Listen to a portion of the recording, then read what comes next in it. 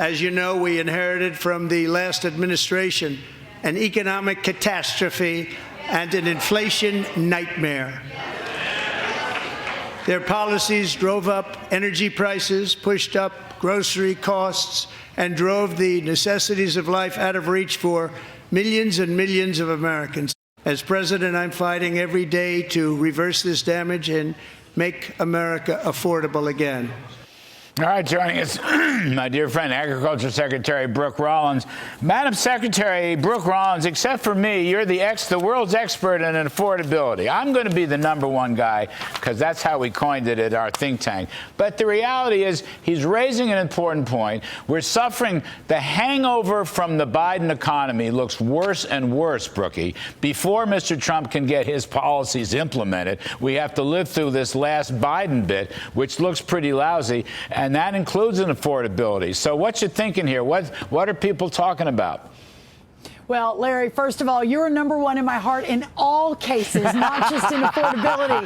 Forever and always, you are my super Larry. But listen, last night was an amazing night. The president laid out an incredible vision for the country.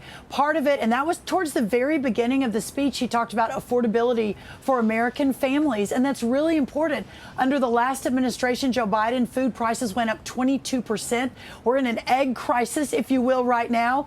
Egg prices under Joe Biden, I'm going to show you my fancy handy-dandy chart again. Egg prices under Joe Biden went up 237%. If you can see that right there. Trump egg prices were very low. Trump won. Joe Biden way up here.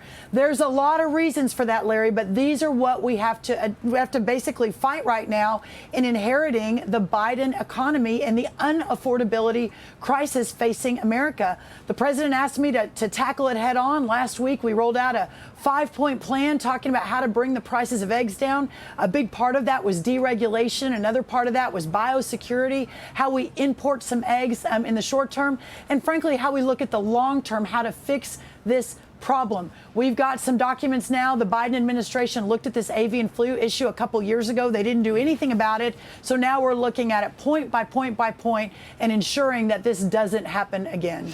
You know, Brooke, the other part of this, and I appreciate what you're trying to do on the egg story. It's a hard story. You inherited that story. That's right. Some very, very smart people are telling me that the jobs number that's coming out, the February jobs number that's coming out Friday, could be flat, even negative, Brookie. The GDP now tracker from the Atlanta Fed is showing, I mean, for the first quarter, a -2.5% or -2.8%.